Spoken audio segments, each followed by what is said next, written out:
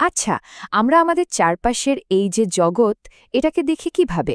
প্রশ্নটা শুনতে খুব সাধারণ মনে হলেও এর পেছনের বিজ্ঞান কিন্তু বেশ মজার আর জটিল। চলুন আজ একটা দারুণ কাজ করা যাক। আমরা আলোর একটা ছোট্ট রশ্মির পিছু পিছু গিয়ে পুরো ব্যাপারটা বোঝার চেষ্টা করি। দেখি কিভাবে এই আলো আমাদের চোখে ঢুকে দেখার অনুভূতি তৈরি করে। তো আমাদের এই যাত্রায় আমরা ৫টা ধাপে এগোব। প্রথমে জানব কোনো জিনিসকে আমরা দেখতে পাই কেন, তারপর দেখব আলো কিভাবে কিছু নিয়ম মেনে চলে। এরপর আমরা আয়নার জাদুর জগতে ডুবে দেব আর দেখব মানুষের চোখের ভেতরের কলকবজা। আর একদম শেষে আমরা দেখব কিভাবে আমাদের মস্তিষ্ক এই সব কিছুকে একসাথে মিলিয়ে আমাদের চেনা জগৎটাকে তৈরি করে। তো চলুন যাত্রাটা শুরু করা যাক একদম গোড়ার একটা প্রশ্ন দিয়ে। কোনো জিনিস আসলে দৃশ্যমান হয় কিভাবে? এর উত্তরটা কিন্তু আলোর মধ্যেই লুকিয়ে আছে। প্রশ্নটা শুনতে তো খুব সোজা, তাই না? যে আমরা পৃথিবীকে কিভাবে দেখি, কিন্তু উত্তরটা কিন্তু অতটাও সহজ নয়। শুধু চোখ থাকলেই তো আর দেখা যায় না। দেখার জন্য সবচেয়ে জরুরি জিনিসটা হলো আলো, যেটা চারপাশের জিনিস থেকে ধাক্কা খেয়ে আমাদের চোখে এসে পৌঁছায়। ব্যাপারটা হলো আমরা জিনিস দেখি মূলত দুইভাবে। কিছু জিনিস আছে যাদের নিজস্ব আলো আছে, যেমন ধরুন সূর্য, আগুন বা একটা বাতি। এদেরকে বলা হয় দীপ্তিমান বস্তু। অপরদিকে আমাদের চারপাশের বেশিরভাগ জিনিসেরই কিন্তু নিজের আলো নেই, যেমন একটা বই বা চেয়ার।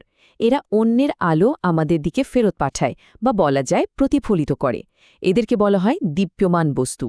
রাতের আকাশে চাঁদকে যে এত সুন্দর আর উজ্জ্বল দেখি, সেটার কারণও কিন্তু এটাই। চাঁদের তো নিজের কোনো আলো নেই, ওটা আসলে সূর্যের আলোই আমাদের দিকে ফেরত পাঠায়। যেহেতু বেশিরভাগ জিনিসই আমরা প্রতিফলিত আলোর জন্য দেখি, তাহলে এখন প্রশ্ন হলো, এই যে আলো এদিক ওদিক ধাক্কা খেয়ে ফিরে আসছে, এর কি কোনো নিয়মকানুন আছে? হ্যাঁ, অবশ্যই আছে। আর সেই নিয়মগুলো এতটাই নিখুঁত যে শুনলে অবাক হতে হয়। প্রতিফলনের প্রথম আর সবচেয়ে জরুরি নিয়মটা খুবই সহজ। ব্যাপারটা বোঝার জন্য ধরুন একটা বলকে মাটিতে ড্রপ দেওয়া হলো। বলটা যে অ্যাঙ্গেলে মাটিতে ধাক্কা খায়, ঠিক সেই একই অ্যাঙ্গেলে কিন্তু লাফিয়ে ওঠে, তাই না? আলোর ব্যাপারটাও একদম সেম। যে কোণে আলোটা এসে কোনো সারফেসে পড়ে, মানে আপতন কোণ, ঠিক সেই একই কোণে ওটা ফিরে যায়, মানে প্রতিফলন কোণ। আর ২ নম্বর সূত্রটা তো আরও সোজা।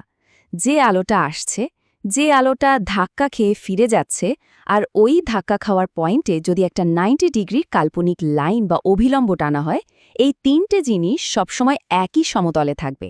মানে ব্যাপারটা এমন না যে আলোটা এসে একদিকে ধাক্কা খেয়ে অন্যদিকে বেঁকে চলে যাবে। পুরো ঘটনাটা একটা ফ্ল্যাট সারফেস বা সমতলের মধ্যেই ঘটে। এখন সব জায়গায় তো প্রতিফলন একরকম হয় না, তাই না? এটা নির্ভর করে সারফেসটা কেমন তার উপর। যদি আয়নার মতো মসৃণ সারফেস হয়, তাহলে সব আলোকরশ্মি একই দিকে ফিরে আসে আর আমরা একটা পরিষ্কার ছবি বা প্রতিবিম্ব দেখতে পাই। কিন্তু যদি কার্ডবোর্ড বা কাপড়ের মতো অমসৃণ সারফেস হয়, তখন আলোকরশ্মিগুলো চারিদিকে ছড়িয়ে ছিটিয়ে যায়, তাই কোনো ছবি তৈরি হয় না। কিন্তু মজার ব্যাপার কি জানেন? এখানে আলোটা এলোমেলোভাবে ছড়িয়ে গেলেও প্রত্যেকটা আলোর কণা কিন্তু সেই প্রতিফলনের নিয়ম মেনেই চলে। তো প্রতিফলনের নিয়ম তো জানা গেল, কিন্তু কি হবে যদি আলো একবারের বদলে বারবার, মানে মাল্টিপল টাইম রিফ্লেক্টেড হয়? এখানেই তো আসল জাদু। চলুন এবার একটু আয়নার দুনিয়ায় ঢোকা যাক। এটা তো আমাদের সবার খুব চেনা একটা অভিজ্ঞতা, তাই না? সেলুনে চুল কাটার পর নাপিত যখন পেছন দিকে আরেকটা আয়না ধরে, তখন পেছনের আয়নাটার ছবির সামনের আয়নাতে পড়ে আর সেখান থেকে আমাদের চোখে আসে। মানে প্রতিফলিত আলোটা আবার প্রতিফলিত হয়, আর এভাবেই আমরা নিজেদের মাথার পেছনটা দেখতে পাই। এবার ভাবুন তো, যদি দুটো আয়নাকে একটা নির্দিষ্ট অ্যাঙ্গেলে রাখা হয়, তাহলে কি হতে পারে? তখন একটা অবিশ্বাস্য ব্যাপার ঘটে। আলোর রশ্মিগুলো দুই আয়নার মধ্যে বারবার ধাক্কা খেতে থাকে, আর তার ফলে তৈরি হয় অনেকগুলো প্রতিবিম্ব। আয়না দুটোর মাঝের কোণটা যত কমবে, ছবির সংখ্যাও যেন জাদুর মতো বাড়তেই থাকবে। আর এই আইডিয়াটাকে কাজে লাগিয়ে বানানো হয়েছে ক্যালিডোস্কোপ নামের ওই অসাধারণ খেলনাটা। ভাবুন, মাত্র ৩টে আয়নার স্ট্রিপ আর কিছু রঙিন কাচের টুকরো, কিন্তু বারবার প্রতিফলনের জাদুতে তার ভেতরে তৈরি হয় কত শত সুন্দর ডিজাইন, যা কখনো শেষই হয় না। তো আমাদের সেই আলোর কণাটা অনেক লম্বা একটা জার্নি করে শেষমেশ তার ফাইনাল ডেস্টিনেশনে এসে পৌঁছেছে, আর সেটা হলো আমাদের চোখ। চলুন দেখি এবার চোখের ভেতরে কি হয়। সত্যি বলতে মানুষের চোখ প্রকৃতির বানানো এক অবিশ্বাস্য টেকনোলজি। এটা অনেকটা একটা বায়োলজিক্যাল ক্যামেরার মতো, যেটা চারপাশ থেকে আলো সংগ্রহ করে সেটাকে তথ্যে বা ইনফরমেশনে বদলে দেয়। দেখুন, আলোটা প্রথমে কর্নিয়া নামের একটা স্বচ্ছ স্তর দিয়ে চোখের ভেতরে ঢোকে। এরপর আসে আইরিস, যেটা আমাদের চোখের মনির রং ঠিক করে ও ঠিক করে দেয় কতটা আলো ভেতরে যাবে। আর সবশেষে লেন্স সেই আলোটাকে ফোকাস করে পাঠিয়ে দেয় একদম পেছনের একটা স্ক্রিনে, যার নাম রেটিনা। এই রেটিনার মধ্যেই আছে দুই ধরনের special light detector cells, rod আর কোন। রড কোষগুলো খুব কম আলোতেও কাজ করতে পারে, মানে রাতের বেলা দেখতে আমাদের এরাই সাহায্য করে। আর কোন কোষগুলো কাজ করে উজ্জ্বল আলোতে, আর এরাই আমাদের বিভিন্ন রং দেখতে সাহায্য করে। এবার একটা অবাক করা তথ্য দিই। আমাদের প্রত্যেকের চোখেই কিন্তু একটা ব্লাইন্ড স্পট বা অন্ধবিন্দু আছে। রেটিনার যে জায়গাটা থেকে অপটিক নার্ভ মস্তিষ্কে সিগন্যাল পাঠায়, ঠিক সেই জায়গাটাতে কোনো রড বা কোনো কোষ নেই। মানে ওই জায়গাটায় আলো পড়লে আমরা কিন্তু আক্ষরিক অর্থেই অন্ধ, কিচ্ছু দেখতে পাই না।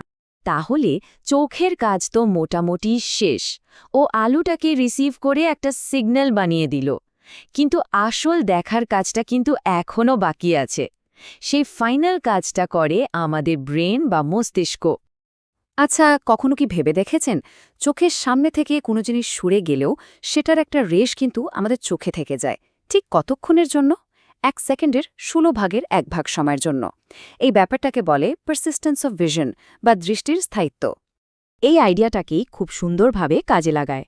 পুরনো দিনের একটা খেলনা, যার এক পাশে পাখির ছবি আর অন্য পাশে খাঁচার ছবি আঁকা।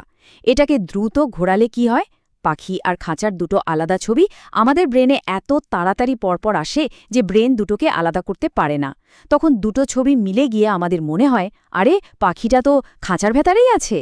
আর ঠিক এই কনসেপ্টটাই কিন্তু সিনেমার পেছনের আসল জাদু। আমরা যখন সিনেমা দেখি তখন আসলে আমরা পরপর অনেকগুলো স্থির ছবি দেখি, কিন্তু ছবিগুলো এত স্পিডে বদলায়, মানে সেকেন্ডে 16 বারেরও বেশি, যে আমাদের ব্রেন ধোঁকা খেয়ে যায় আর ওটাকে একটা চলন্ত দৃশ্য বলে মনে করে। তাহলে পুরো ব্যাপারটা শেষে এসে কোথায় দাঁড়ালো?